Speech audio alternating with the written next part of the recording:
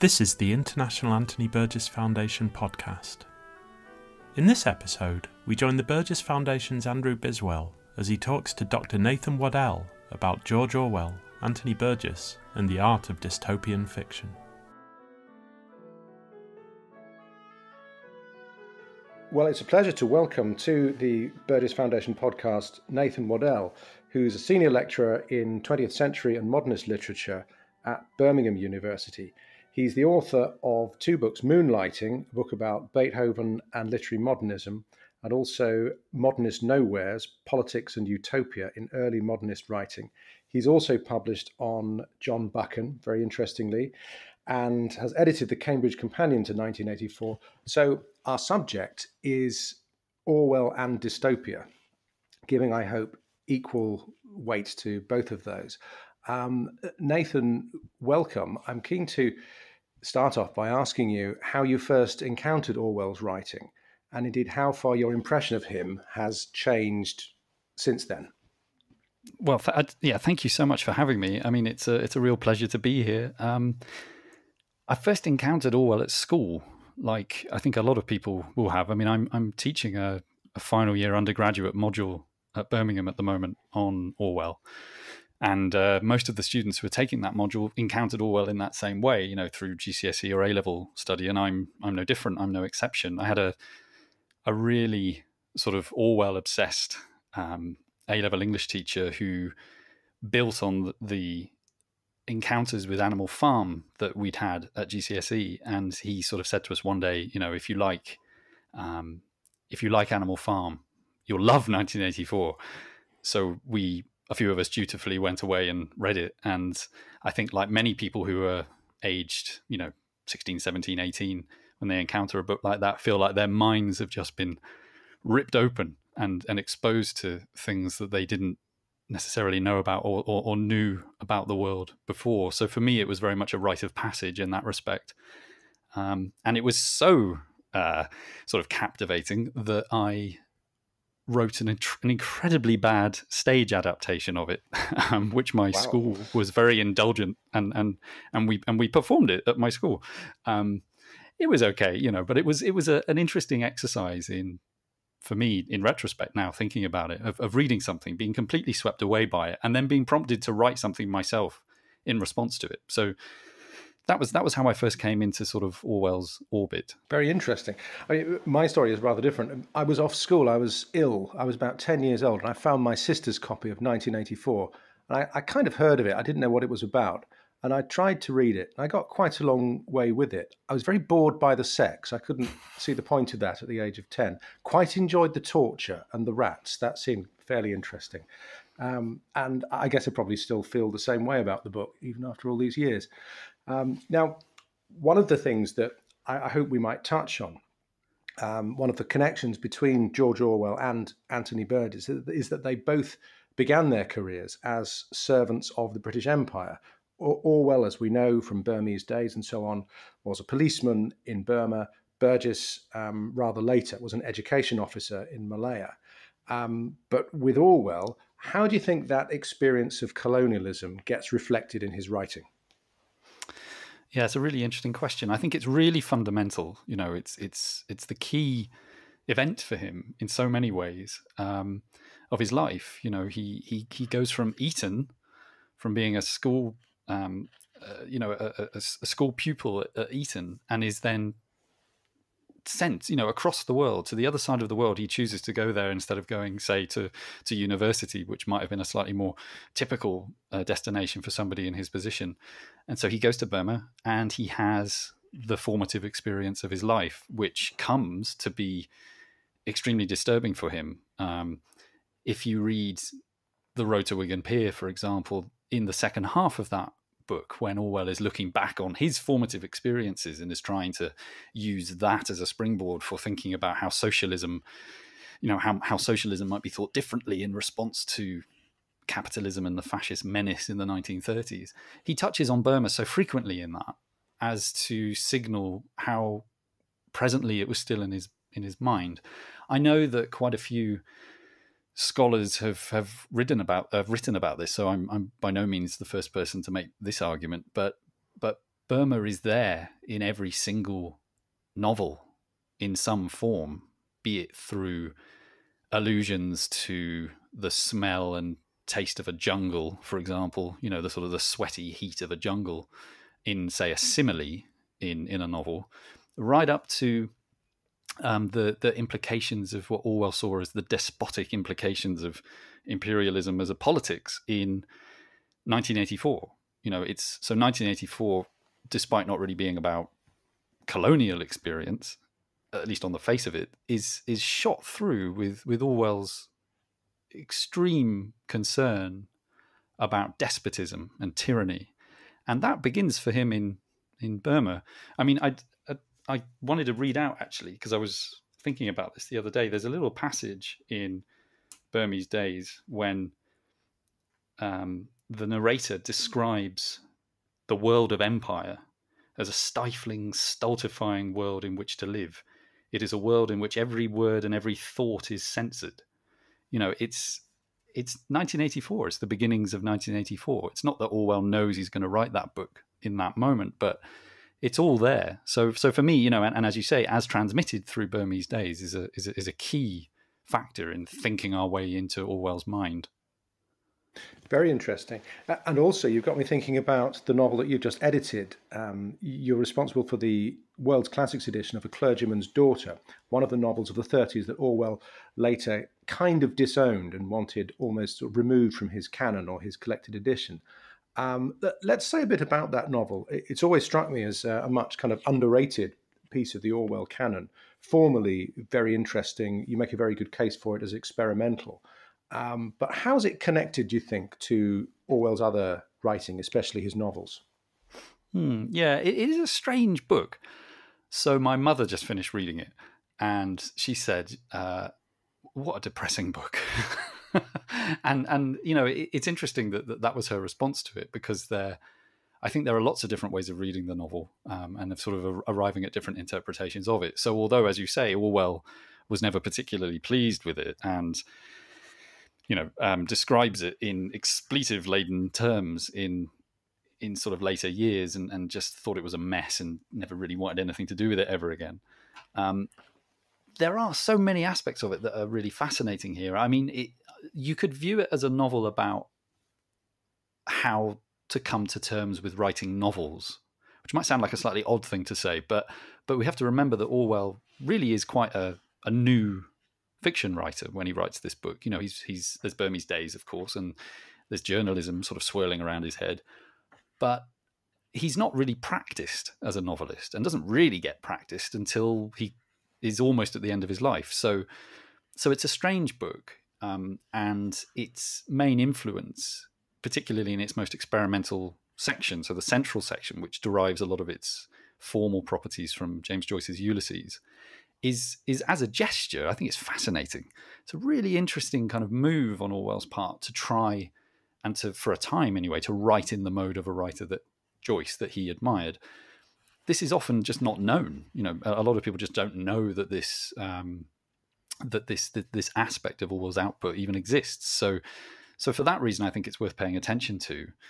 I have to say, actually, that the experience of editing A Clergyman's Daughter is probably the most fun I've had doing anything in my scholarly career to date. It's just, I think there's something about being obliged to spend quite an extended period of time, so it took about a year to do, in really close-up, fine-grained company with the words of one novelist and one novel in particular, and thinking about how it opens out onto all the other things that he wrote. So to get onto the other part of your question, how does it relate to the rest of what Orwell did and was doing? There are sections of the book which are very similar to the Road to Wigan Pier in that they seem to be lifted almost without being edited from his diary. And in this case, I'm thinking of a diary that he kept that's in editions of Orwell is labelled as a hop picking diary, because he spent time picking hops in Kent. In the Road to Wigan Pier, there's similar stuff taken from Orwell's diary as he was going between towns and villages in the industrial north of England.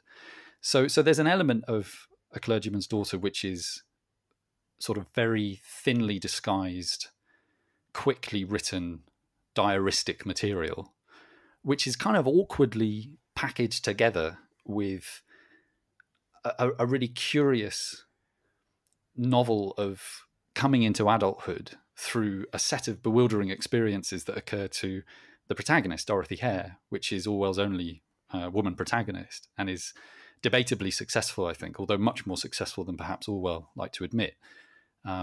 You can also trace through that novel, and this is always a risky thing to do, but I think it's pretty interesting to do, connections with that work and the later novels that Orwell came to write. So there are lots of connections with 1984, lots of interesting things to do with education and how education is a kind of tyrannical, at least in the hands of Mrs. Creevy, the sort of the evil schoolteacher in that book. Her approach is tyrannical and despotic, and there we are. We're back in the world of Burma yet again. So there are really interesting overlaps here, and it's a novel that I think should be much more widely read. Although I don't think, I'm going to change anybody's mind. I think it remains the least accomplished of his novels, but certainly not the most uninteresting. This brings us quite neatly to the bigger question of dystopia. But I'm also interested in utopia as the other coin of that. And I wanted to ask you how Orwell came to be interested in utopias and dystopias as forms he wanted to explore. He was obviously very interested in Jonathan Swift. There's the long essay on Swift and Gulliver. But I wonder if there are other elements that kind of feed into his writing in those forms.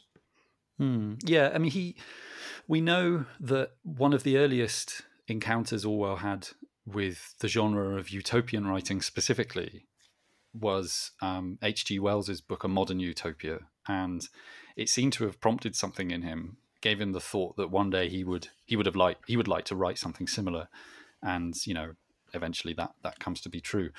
I mean, the thing that, don't get me wrong, I'm a big admirer of H.G. Wells, but the thing that's absent, I think, from a work like A Modern Utopia is, at some level, sort of the human interest that Orwell packs into 1984, say, or Animal Farm. A Modern Utopia is a fascinating work of ideas, but it's not necessarily, at least for me, the most sort of exciting or captivating human story. And it's riddled with prejudice as well. So there's all sorts of problematic elements to it. But certainly for Orwell, H.G. Wells is a really important factor in, and a coordinate sort of in relation to which he develops his own thoughts on the question of utopia, the problem of utopia. And then, as you say, there's Swift. And I think Swift is interesting here, not only for perhaps the more obvious reason to do with satire. Orwell, by some measure, learns how to be a satirist through reading people like Swift and Dickens and Gissing and Kipling even. These writers all sort of feed into his satiric imagination. But again, something that Swift seems to present that's really important, in my view, is an interest in the body and the disgusting nature of the body, the horrid sort of feel and sight of skin. There's a passage in that essay that you mentioned where Orwell is talking about Swift's understanding of the body, and he makes the point that the human body can be ideal, it can be beautiful, but it is more often ridiculous and is malfunctioning in some way. And Orwell is far more interested in that. I mean, sticking just with 1984, one of the first things we learn about Winston Smith is that he's ulcerated. He has an ulcer that he keeps scratching, and it's reiterated throughout the book. His body is not working. The body politic. These associations between ideas seem to come to Orwell, I think, through a really thorough grounding in the history of those sorts of associations between body and meaning that someone like Swift does so effectively. There are other people to mention here. Aldous Huxley, for example. Yevgeny Zamyatin, the author of We, is a really important sort of influence on Orwell. The conversation between Huxley and Orwell, the implied conversation between Huxley and Orwell that goes on between their respective dystopian novels, so Brave New World and 1984 is also really interesting here because of how they each viewed, I think, the problem of modernity and the role of utopian thought within it. Huxley seems to have taken this interest in pleasure. Pleasure is the thing that will entrap people. Whereas for Orwell, it's pain, he seems to think anyway, through 1984. So, I mean, there are lots of different ways of coming at this question, I think, in short. One of the things we've done over the last couple of years is we had at the Burdish Foundation an Orwell reading group, and we worked through the canon of fiction and non-fiction books and looked at the essays as well. You may find it a slightly obvious point, but people were very struck by the continuities between Animal Farm, which was the book we read first, and 1984, which was the book we read last. And one of the points that occurred to me was that both of these novels are in some way connected to Orwell's experiences in the Spanish Civil War. And I wonder what you made of that, and whether or not you regard them as kind of connected and similar works. I do. So a pedagogical problem I've always had with teaching Animal Farm is that, and 1984, and often either one before or one after the other, is that they seem almost to be about exactly the same things. So in a sense, how do you move on from sort of one week to the other in terms of what you speak about? And one of the ways that I've come to think about that problem, if it is a problem, it's an opportunity as well, is to go, as you say, to Homage to Catalonia and Orwell's participation in the Spanish Civil War and what that meant for him. I think personally, and again, by no means the first to make this claim, Homage to Catalonia is the key work for understanding Orwell, far more than Animal Farm or 1984, however brilliant they are. If you get what's going on in Homage to Catalonia, and by what's going on, I mean his account of truth under fire, the sort of swirling propaganda machine that Orwell was witnessing firsthand on the ground in the various sort of places in Spain that he was fighting, and reading newspaper reports about it, and then seeing that subsequent versions of events didn't match up with what he saw and thought at the time, all those sorts of considerations. And then, of course, the crackdown on the anarchist group with which he was fighting, that he only just escaped from. All of that, as a lived experience, feeds very obviously into 1984 in the story of Winston Smith. Although Winston Smith is not so lucky as Orwell was, despite getting shot during that period, he nevertheless survived. And yet also in Animal Farm, Animal Farm is a wonderful book in terms of how it condenses all of that information into, the beast fable mode and uses that material and information really effectively and efficiently. But there's also at the same time a sense, certainly for me, when reading that book, that it all seems to be so self-evident. The way it's presented makes the claims that Orwell is prosecuting there in terms of the threat of, communist totalitarianism, or even just totalitarianism, if you want to sort of view it in slightly more abstract terms. The one of the benefits of the beast fable mode is that it just makes those things self-evidently wrong. And there's little room for nuance, although it is more complicated than that. But it's just a very powerful moral fable. And so sometimes when I'm speaking with students about it, they can kind of say to me, well, I don't really know what to say, because it's just sort of, I agree or I disagree, with this aspect of it. But what Orwell seems to be saying comes through so clearly, and then it's given extra weight and extra heft in 1984. So they're all inextricably connected, and they overlap to a large extent.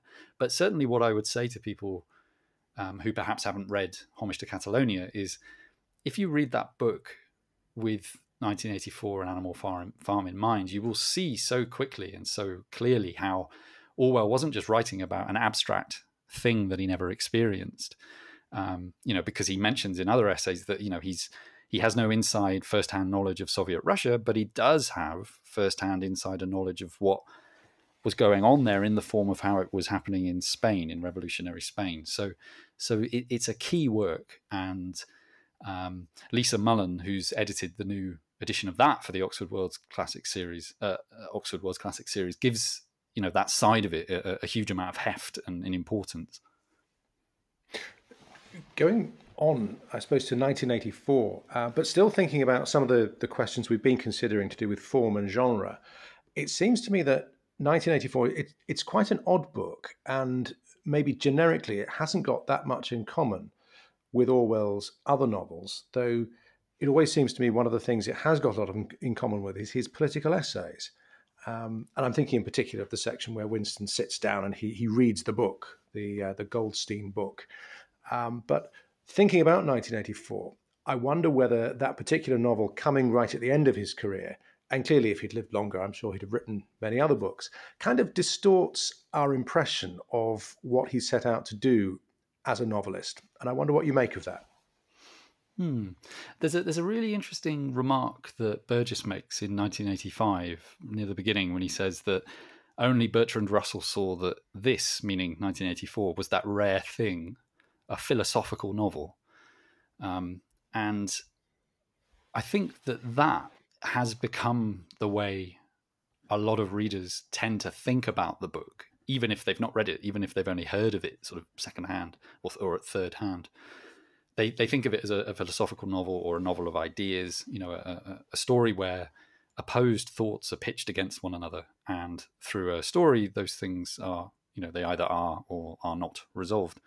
And it does stand out from the rest of the work in that respect, although it depends on what level you think about the writing. So, for example, if your interest in Orwell is, as I mentioned earlier, ordinariness and everydayness, there is actually far less to differentiate the novels, in my view, because so much of what Orwell writes about in all 6 of his novels, if you include Animal Farm in that, is just ordinary things like what's it like to wake up? What's it like to put a cigarette in your mouth and to realize that the cigarette's not very good? What's it like to have a shave?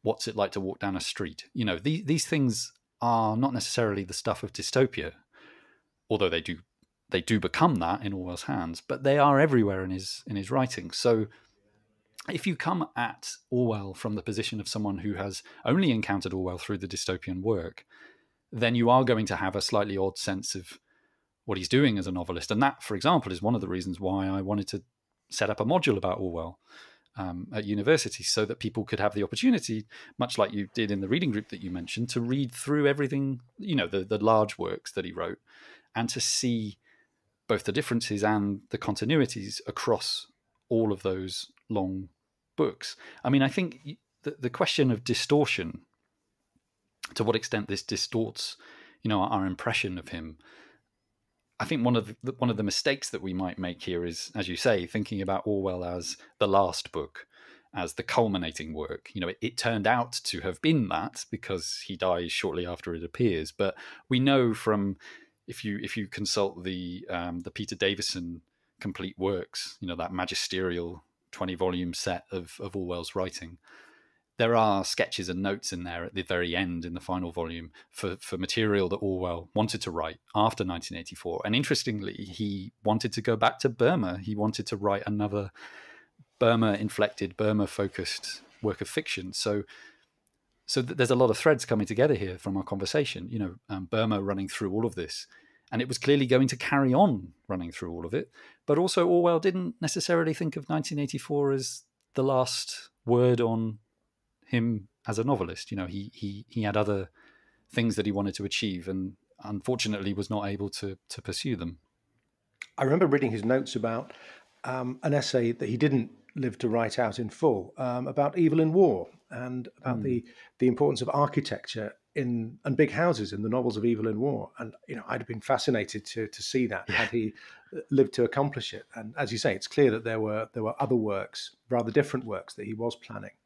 Now, you mentioned Burgess very kindly, and one of the claims he makes for 1984 is he says, perhaps provocatively, that it's a comic novel, or it could be understood in that way. And I wonder if you think there's any mileage in this, whether it's a useful or a fair thing to say about the novel. I think it is. I mean, the thing that I like about Burgess, and the thing that takes me back to Burgess, is just how much he relishes the counterposition, the countervailing argument, the the counterintuitive point of view, and to then make a real virtue of that in sort of arguing his way through it. I mean, maybe we need to think about 1984 on multiple levels here. It's comic. I mean, correct me if I'm wrong, but what Burgess seems to be thinking here about comic is that it's comic in the way that, say, a music hall performance might be comic. And I think I'm quoting him correctly when he says the comedy of the all too recognizable. The sort of the ordinary mix and jumble and hilarity of things happening day to day in a mixture of stuff that points to deeper, more problematic implications sitting behind them or underneath them or around them. So there's that kind of comedy. I think if you have a dark sense of humor, so if you have a sort of black sense of humor, as people say sometimes, you might find comedy in the sheer awfulness of the situation. Winston Smith, everything that happens to him is bad. And there's a kind of an unrelenting awfulness about it, an unrelenting sourness maybe to the way his life is unfolding. I mean, one of the bits in the book that sometimes makes me laugh because it's just such a weird insight into Orwell's mind is when Winston and Julia go to O'Brien's apartment. And the first thing that seems to stick in Winston's mind is he notices the plush carpet in the hallway. And I've always thought that was just an odd little detail. He sort of all the things that he could be thinking of at that moment, he notices the carpet. And it's just a wonderful kind of odd little aside. Whether people laugh out loud when they read 1984, I don't know. I mean, there's another thing I remember reading in 1985 when Burgess is talking about the Italian translation of 1984, and he's talking about the famous opening. It was a bright cold day in April and the clocks were striking 13, and he says, "You laugh or smile," and perhaps even shudder as well. And that, again, I kind of agree. I see what he's getting at, although I can't personally say that I've ever laughed out loud at it. But there is this sense of a world that is just being pushed far enough outside of the ordinary realm of experience to be unnerving and terrifying. And there is a kind of dark comedy in that, in the sense that we don't really know what's going to come next. Another thought that occurs to me here is you might think about the generic structure of comedic writing, where you have an individual who is thrown into a set of obstacles and has to sort of overcome them. And then, if we think about more recent sort of filmic comedy, those things happen and then everything turns out for the best. And there might be some kind of implied moral message at the end of it. I mean, that is 1984 all over. Winston Smith is the individual aghast at his circumstances, can't really do anything about them, finds himself in a series of obstacles and overcomes them. And if you adhere to the party line, that's all good because he loves Big Brother. There's a kind of, again, a sort of twisted humor in that. But at the same time, pushing against it always is the sense for Orwell, I think, that, this is really happening in the world. This is not a nightmare. This is reality for millions of people.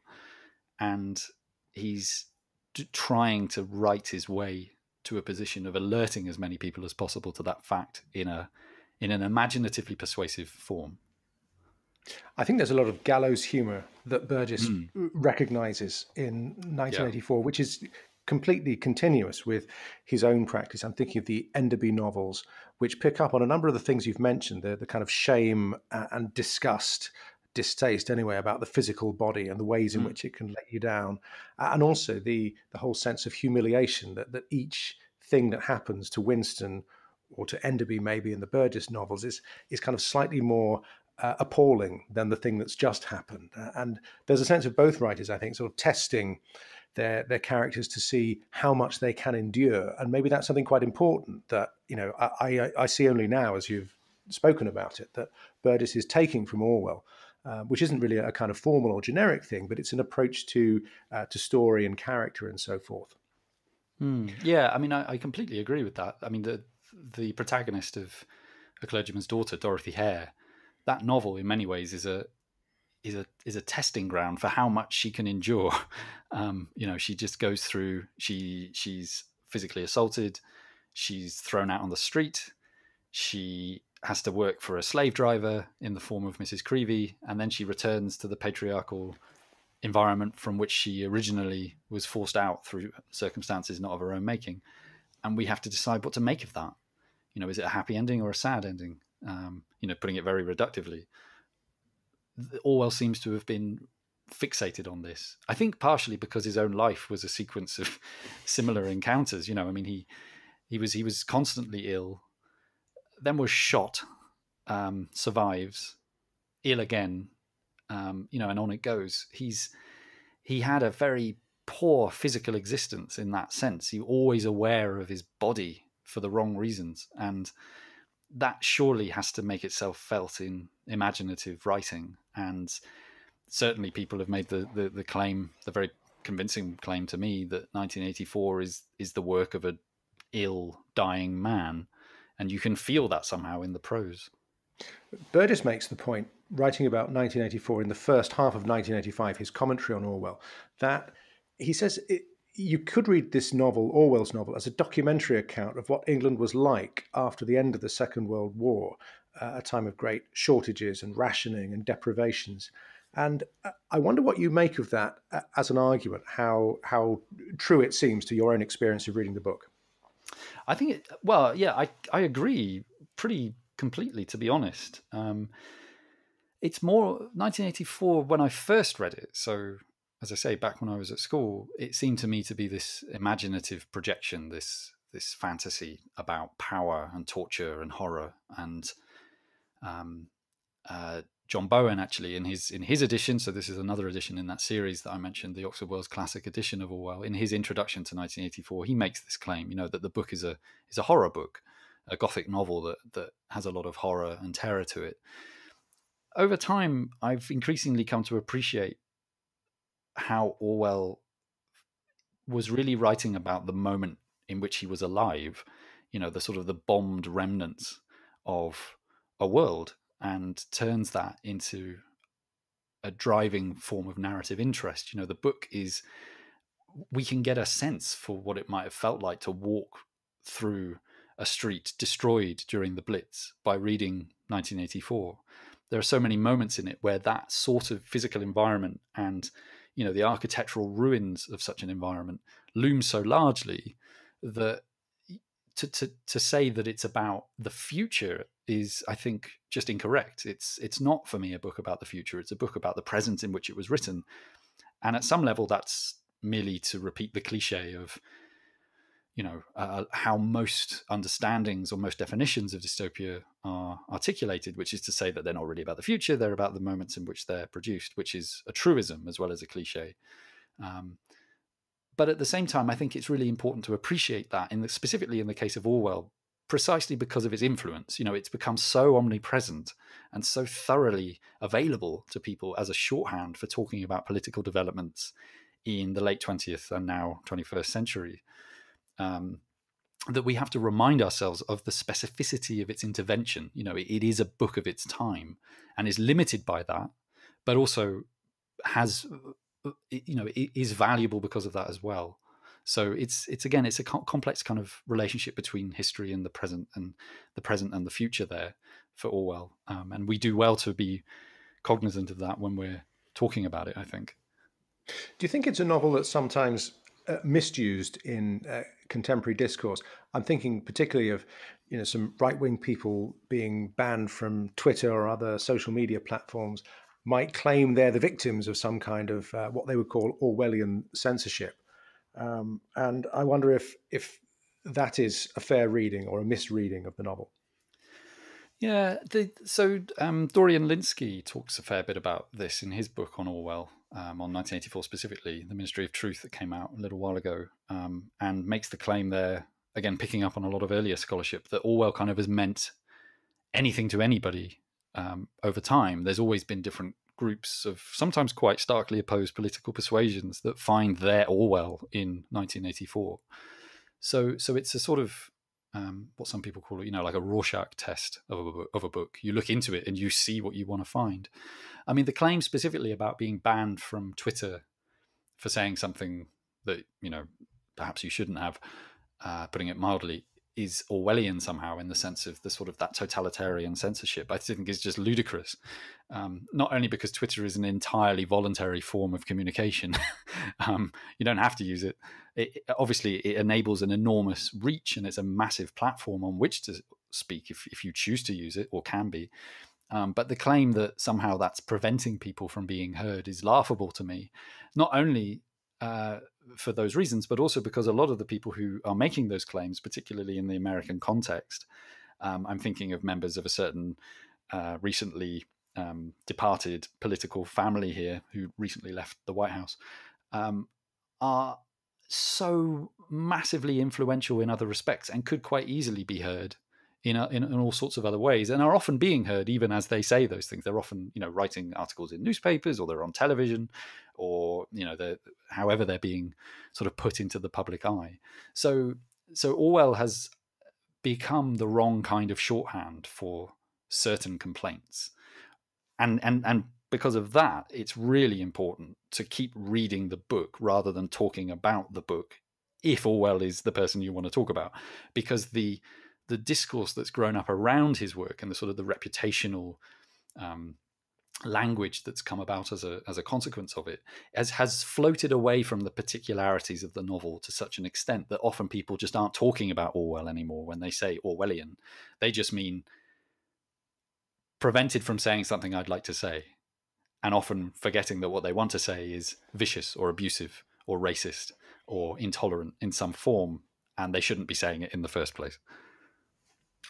Well, I'm very pleased that you are, in a sense, one of the true Orwellians in that you're going back to the text and thinking in great detail about the individual words and phrases on the page.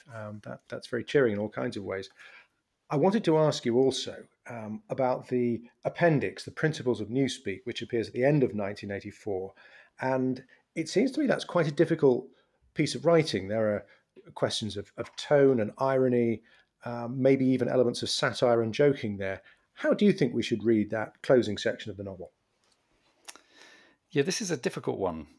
There's a sense in which that appendix is, so an example I often use is, can be thought of quite differently from, say, Tolkien's appendix to The Lord of the Rings, where really the function of that appendix is to enable Tolkien to just say more than he was able to say even in that enormous book, and to give more information about the background and the backstory and the genealogies of the characters and the history of the invented languages and so forth. It goes on and on and on. So there's that kind of appendix. For Orwell, I think at some level it's very much about that also. It's about helping his readers come to see the thought process that informed his invention of Newspeak and what he had in mind. Because in the actual novel, you get a pretty thorough sense of what Newspeak is about and for and why it matters, but you don't really have a sense of how it might be used practically, how you would actually exist in a world that only had Newspeak. And maybe that's part of the point. Maybe Orwell's implied point is that no such world is possible. There's this tradition of interpreting the appendix that takes it as confirmation.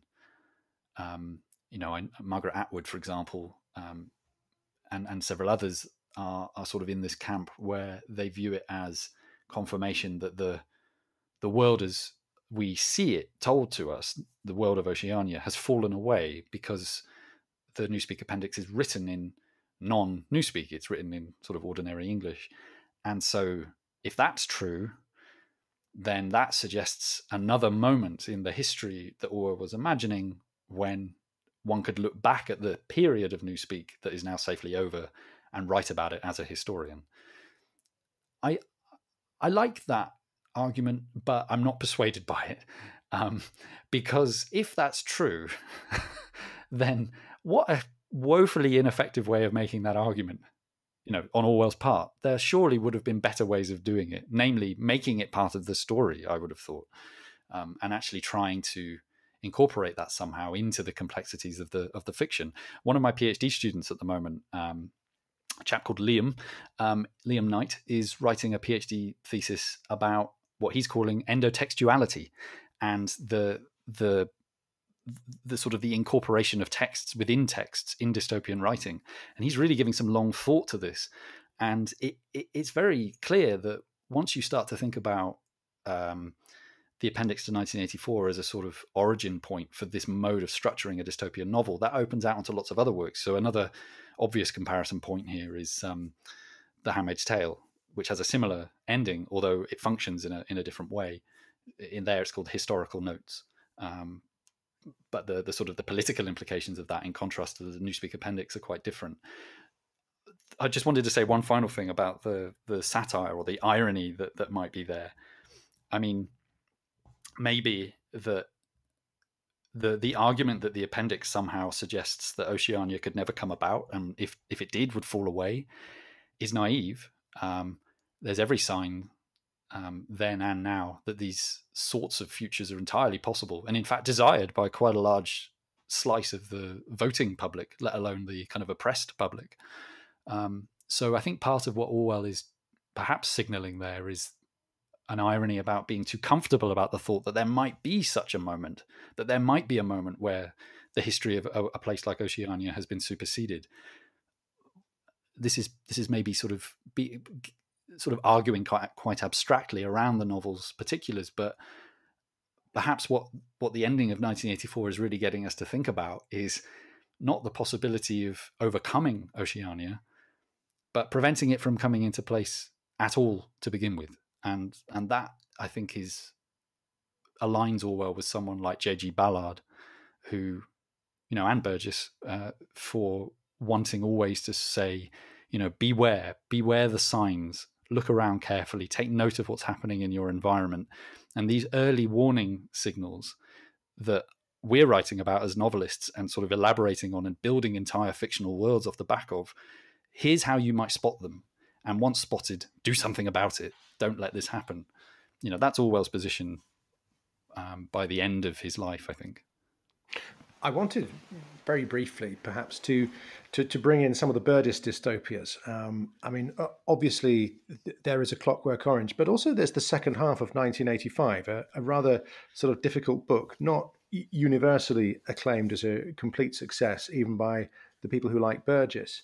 I wonder what you make of the two halves of 1985, the commentary and the novella, and indeed whether A Clockwork Orange seems more satisfactory as a piece of dystopian fiction. Yeah, I used to teach 1985 at Nottingham when I worked there. I taught a module on dystopian 20th century dystopias, and we did 1985 at least once or twice. And there was a sense amongst the students and me as well as somebody sort of trying to get them to think about it, that it was a weirdly unsatisfying book. It's kind of like an inverted Road to Wigan Pier in some ways. So you've got that very characterful discussion of 1984 in the first half of 1985. And then you've got the sort of the short story or the novella that follows it. Whereas in The Road to Wigan Pier, you've got the lightly fictionalized sociological kind of story of poverty and industrial kind of deprivation in the first half. And then you've got the more theoretical account that comes after it. So there's an intriguing parallel there between Orwell and Burgess. For me, what 1985 struggles under the weight of is its duty to Orwell. And by that, what I mean is, if you're going to write a story, so a sort of a creative piece in that sense, a fiction that is drawing on and trying to update 1984 and to do something differently with, how things might have turned out years later, you're always having to prove, first of all, the extent to which you've digested the sort of the antecedent work. So in this case, Orwell, whilst also doing something new and interesting for yourself, as a writer. And that's quite a burden to operate under. So I wonder whether the story suffers to an extent because of that. So that the protagonist, Bev, to me, just doesn't have the same kind of human interest as Winston, despite not really being any more thoroughly sketched in as a character. Winston's quite empty, actually, as a character in some ways. But I think it's something to do, for me anyway, it's something to do with that laboring under the relationship between works, as opposed to, say, just starting afresh, as he does with A Clockwork Orange. The thing with A Clockwork Orange that I think takes it into a whole new sort of domain or realm is the inventiveness of the language, the thrill of that for Burgess. Burgess, another great Joyce fan, that comes across very clearly in A Clockwork Orange, and sort of unmistakably so. So there's also a greater coherence of form there with the idea. Something that Orwell didn't do, maybe he should have, was write 1984 in Newspeak. Although it might not have been possible, because he wanted, of course, to say that Newspeak didn't allow for thoughts of insurrection. So that might have been too much of an ask. But what Burgess manages to do is to create that harmony between form and content that really elevates it into a whole new space. So for me, it's a more successful book for that reason. As an aesthetic object, as a work of the creative imagination, it has more integrity in the neutral sense. It's an integrated work, it's a cohesive text. Whereas 1985, almost by definition, has to be fragmented because of what Burgess sets out to do. He has this, as I say, this more theoretical discussion followed by the more character-driven, plotted story that follows it. But it certainly lingers. I've never forgotten 1985, and will often quote from it in trying to get students to think differently about Orwell. So maybe less successful as a story, but brilliantly successful as a critique of Orwell. And we're back with the idea of Burgess as sort of provocateur again, the sayer of the statement that's perhaps designed to be argued with. Like you, yes. I mean, it's the first half of the book that I go back to. The novella itself is, I think, difficult is putting it politely, but of all his novels, maybe it's the one he was least certain about. It's also, I think, one of the few books he wrote to commission rather than, sort of it emerging from a kind of felt desire or wish to sort of say something definite. You're very active on your website in your Reading Orwell project, which is growing in various forms. You're writing and you're speaking it to some extent.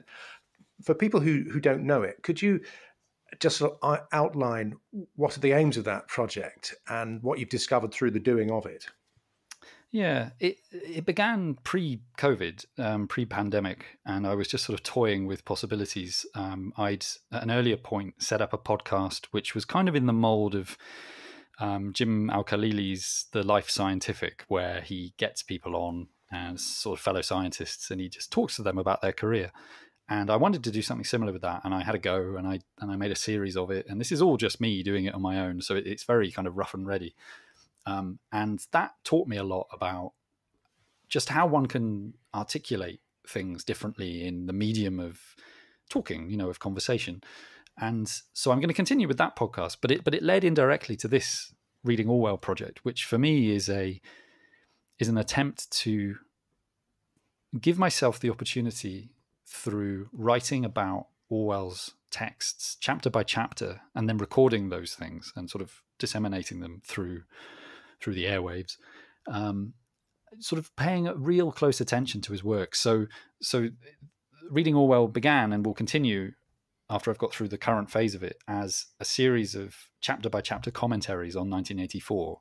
My goal is to do chapter by chapter commentaries for every single long work that Orwell wrote. It's quite an ambitious thing to do because there's a lot of chapters in Orwell's books, and I don't know if I'll ever get there, but I'll have a go. And this is, of course, all being fitted around everything else that's going on in one's life. So there's not often a lot of time for it. But recently, it's become very helpful for teaching and also for just doing something like we're doing at the moment, interviewing people. So I want to use it also to interview the editors of the new Oxford edition of Orwell, to really help them, reach further audiences and to get people in the know about their editions, but also to use that as an opportunity for connecting with people in other parts of the world who one might not ordinarily get the chance to speak to if you weren't doing podcasts. So Orwell collectors, Orwell scholars in other countries, these sorts of things. Talking to those people about Orwell, their interest in Orwell, why Orwell matters to them, is really at some level just me trying to develop a repository of information about Orwell that I hope has just a general interest, but might also be more specifically useful to undergraduate students and secondary school students who, there's certainly no shortage of material aimed at those audiences about Orwell, but there's not that much that is expressed conversationally. And to me, that's just an exciting new area to operate in. I'm learning a lot about how to be concise, and to, not that you might know it from the length of this answer, but also how to just be clear and to say what I think and to say what I mean. And it's helping me a lot, even as I'm learning a lot about Orwell. It's a great resource. It's a great mine of information about Orwell, which I'd recommend to everyone. We'll put a link in the description to the podcast so people can find it. Well, thank you, Nathan, for joining us on the Burdish podcast. It's been an education and a pleasure. Thank you. No, I've really enjoyed myself. Thank you. You have been listening to the International Anthony Burgess Foundation podcast. For more information about Nathan Waddell's work, including his Reading Orwell project, visit drnjwaddell.co.uk. For more on Anthony Burgess and to learn how you can support the work of the Burgess Foundation, visit www.anthonyburgess.org. If you have enjoyed listening to the International Anthony Burgess Foundation podcast, why not leave us a review and subscribe wherever you get your podcasts?